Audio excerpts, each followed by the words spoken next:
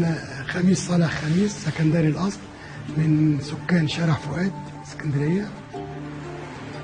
وهيئة اليونسكو أيام الرئيس مبارك كانت عايزة تاخده وتعمله على قديمه وتجدده وتخليه حاجة خاصة بهيئة اليونسكو، ويبقى مشاية مش في مرور سيارات وحاجات كده، والسياح يجوا و مع الأسف المشروع ما اتحركش.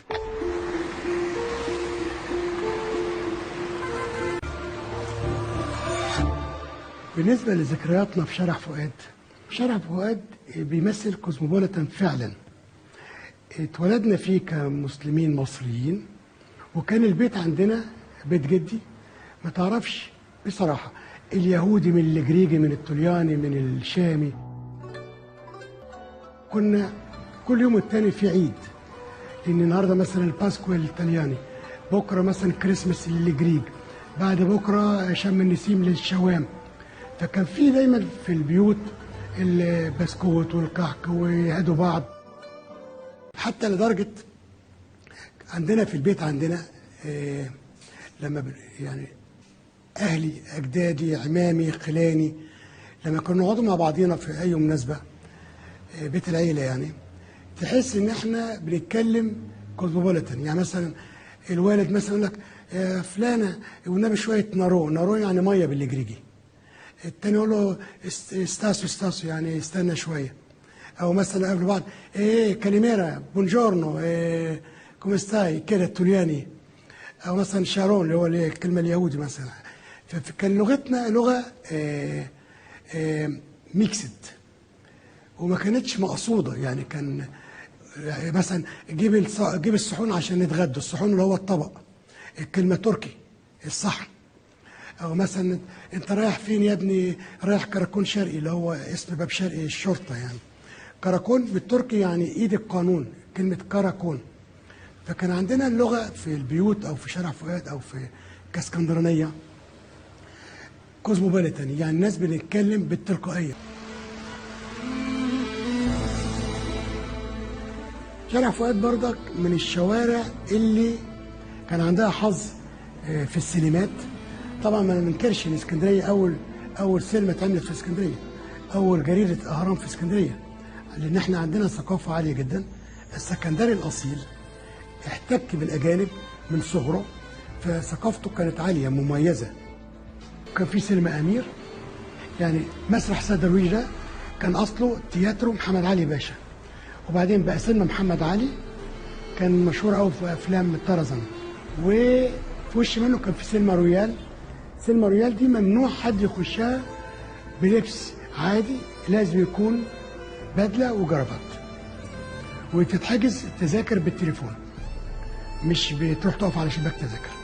وكان كل يوم التاني يلاقوا ناس ملمومه على حد. ايه يا ابني ده؟ يقول لك دي شاديه، ده محمد عبد الوهاب، ده مثلا يوسف شاهين، ده عمر الشريف جايب اهله وجايين يتغدوا عند البستروليس.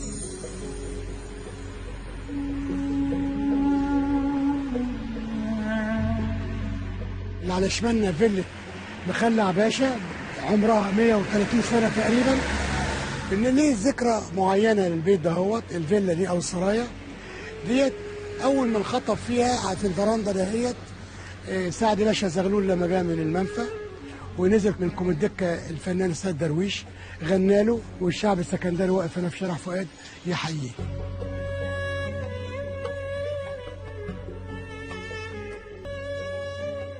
الطراز المعماري يميل للطراز الفرنساوي، تحس انك في شانزليزيه تقريبا. وكان مشاهير الفنانين جريباري يهودي، كوكروس جريجي يوناني، محمد عوض مصري. الناس دي كانت بتتحدى بعض في شياكة المبنى، ودولت ناس طبعا يعني كانوا بيعملوا حاجة كويسة.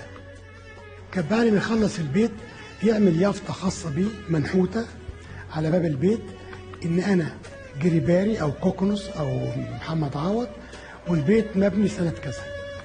فدي حاجة للذكرى ويفتخروا بيها، لأن طبعا مباني تشرف. النهارده مباني عدت ال 100 سنة وما زالت بشياكتها.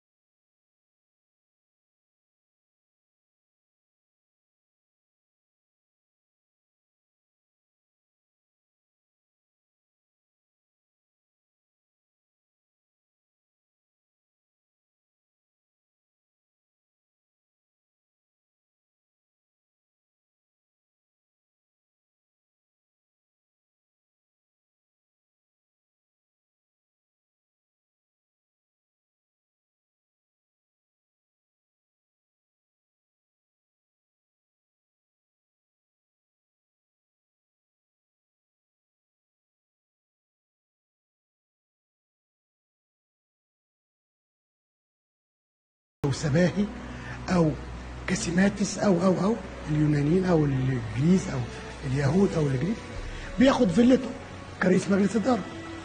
فهذه الفيلا اللي في شارع فؤاد بيسكن فيها هو وحرمه، سواء ضابط سواء مدير عام بيسكن ده حقه. بس هنا بقى في ثقافه بتختلف. بعد ما كانت الفيلا فيها جناين وجناين بريمو وسكوندو وتيرسو بيتكلم بلغه الزهور والشارع والجاسمين في الشارع، ابتدأت الهانم تقول للجناين ايه اللي بتزرع ورد ايه وما اعرفش، يا عم اعمل لنا دي بلاط عشان يربوا فيها الفراخ والارانب، وورا الفيلا زرع لنا شويه.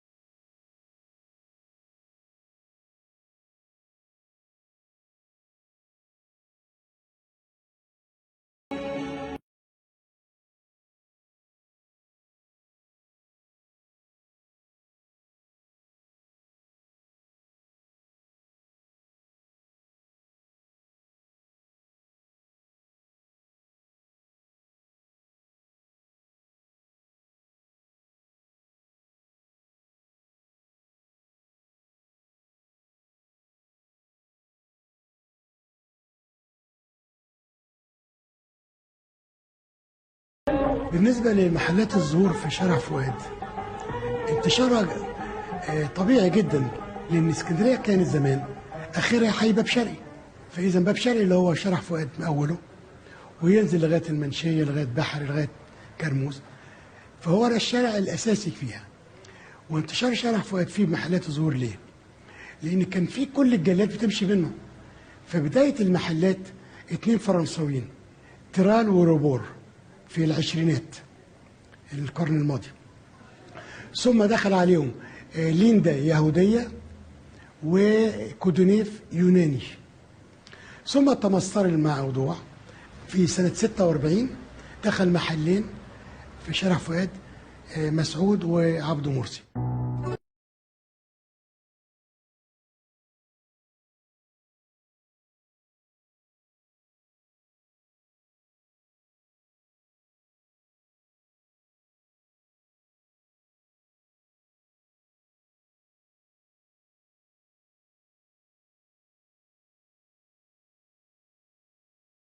ده دليل على ان الحمد لله ربنا كرمني، خدت جايزتين كبار جدا من زيورك، من اكبر هيئه في العالم، وكان ليا الحظ حسن مبارك مضان على شهاده منهم، وتحديت 52,000 متسابق، طلعت وانا وذا بيست 10. وتاني مره عشان ما لقوش يدوني شهاده قال لك نديله بقى دبلومه الراجل ده، هو مرتين نكسب عند السويسريين، لدرجه حتى اولادي خريج حقوق، خريج زراعه زهور وزينه، تخصص زهور وزينه، حبا في هذا المجال. اخيرا احنا بنحس واحنا ماشيين في الشارع الاسكندرانيه اللي اهل الشارع اصلا ان احنا ماشيين غرب الى حد ما، لان انا بمشي من بيتي لغايه محلي. والله مش هقول نوع من المجامله، هي دي حقيقه. بتكلم الاسفلت اللي في الشارع، انا بحس انه بيتكلمني وبكلمه، لان دي حياه بيننا وبين بعض وحب.